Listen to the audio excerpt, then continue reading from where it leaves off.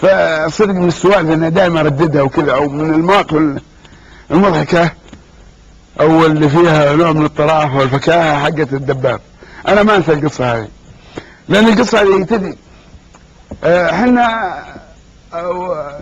كنا مجموعه شباب، يعني مجموعه شباب كنا نروح للخرج. طبعا احنا يعني الخرج هذا عندنا كانه وين زي زيورخ،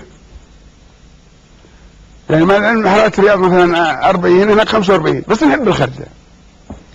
فمجرد ما نروح للخرج نحب الدباب، لان الدباب يكون ايش انفه.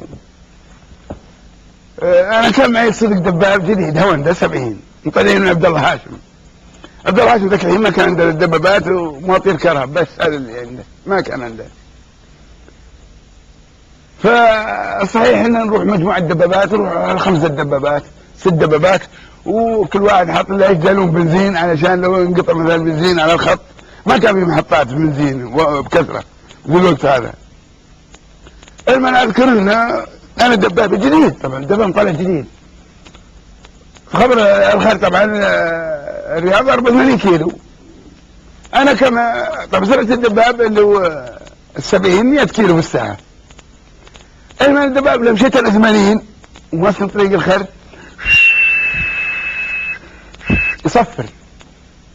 العيال اللي وراي طبعا انا ساكت على العيال، يقول نسمع تصوير الدباب حقك. اكيد دبابك هذا في حكي، يا اما في الصاجه ولا في الميقاط او في الجنزير. انا طبعا شو اسوي؟ ارجع الوكاله بحكم اني ماخذ جديد. يقوم واحد فني من الورشه يجرب الدباب، يمشي على 80 كيلو ويسرع ما يصفر معه. يا جماعه بذلت الوكاله حول 4 شهور. كل ما جرب الدباب واحد ما صفر ما ينبد الناس كلها، مره مرتين 3 مرات. اخر مره اصل جاني راعي الورشه ويضحك